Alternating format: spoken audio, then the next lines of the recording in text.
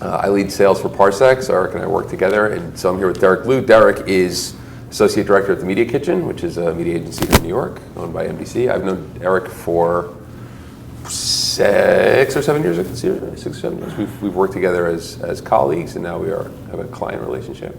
So Derek represents the media buying for a large financial services company. He's worked with us at Parsec from the very, very beginning. Since the beginning. Yeah, he's one of the very early believers in what we're doing with time-based advertising. So we'll do a little Q&A with he and I, and then we'll open the floor to class questions, and we'll get you guys out for lunch.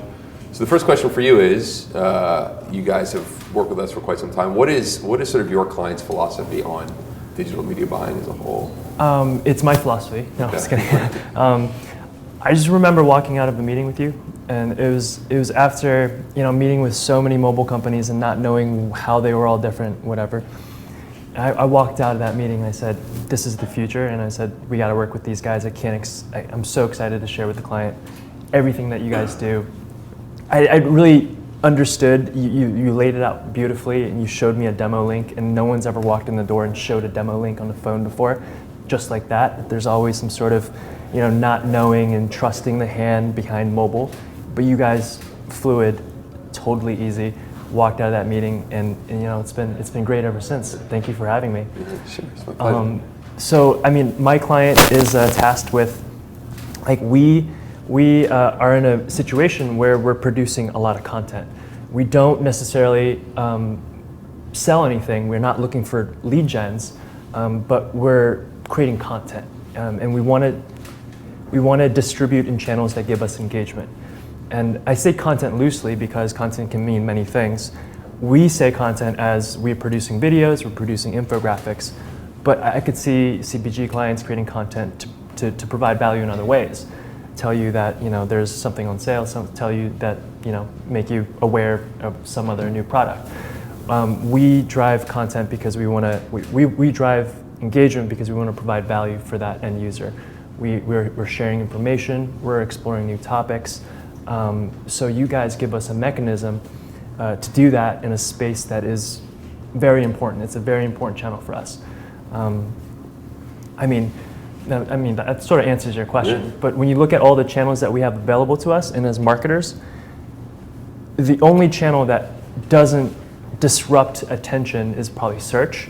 And I think you mentioned something to the form of maybe a newsletter or getting some sort of following an advertiser, maybe through social media. Mm-hmm. Search, social media, newsletters. Every other thing is so disruptive. No one ever recalls a pre-roll video on digital, but everyone's in that space. How many times have you recalled a TV commercial unless it was a really great one, right?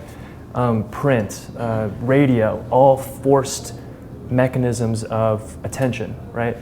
You guys allow us to feel very comfortable with what we're doing on mobile, and you guys have created an opportunity where we're very comfortable knowing that we're not disrupting attention, we're mining for attention, we're mining for value, and we're able to syndicate our content in a space that has fleeting attention. How do you, this is a question we ask ourselves all the time, right? We're selling a different metric, we sell on a cost per second. You guys are all probably familiar with CPM. So when you're out there like we are, we're talking about a different metric like cost per second. Some of the worries that I have is people in Derek's position who aren't as educated or savvy on the topic of media buying when it comes to time is how do you have the conversation with your client about, hey, here's a whole new metric, here's a whole new opportunity for us to buy the attention that we're looking for. How do you cross that bridge and get them, frankly, as excited as you are? Slowly. Right. Everyone's very aware, and they're comfortable with the buying models that are before us, the CPCs of the world, the CPVs, the CPMs. But we've brought them along very, very strategically in thinking about time as an overall metric to everything that they do.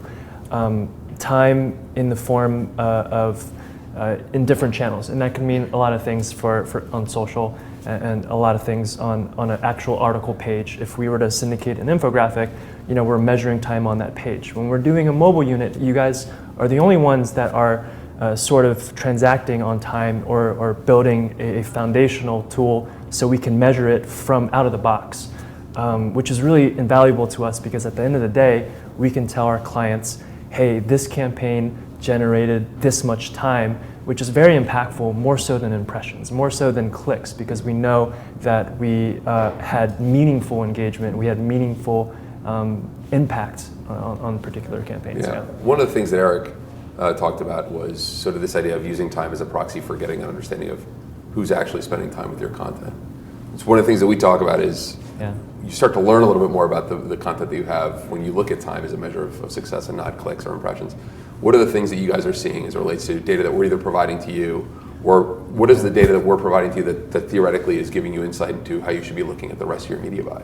I think we've done what, 20, 25, 30 campaigns together? Yeah. That's a lot of different pieces of content, a lot of different videos, a lot of different units, and I know we continue to make units, we continue to produce content, different videos, different infographics. We're using all those learnings to kind of better our creative approach to optimize towards more engagement, right? I think we've learned like different techniques and how many panels to use, copy restrictions, like different ways that we can tease long form videos, which are very hard to get into, right? I think you guys have been tremendous in being a creative resource for us when we haven't had creative resources in order to turn around something very quickly. That's a really big benefit to have worked with you guys. So you guys kind of get something, we're able to provide you an idea, a video, and some basic assets, and you guys craft an experience that that is right the first time around, and that is very engaging, and we love the way that you are able to take our objectives and apply it to the campaign. So it's Do you see the other partners that you're working with?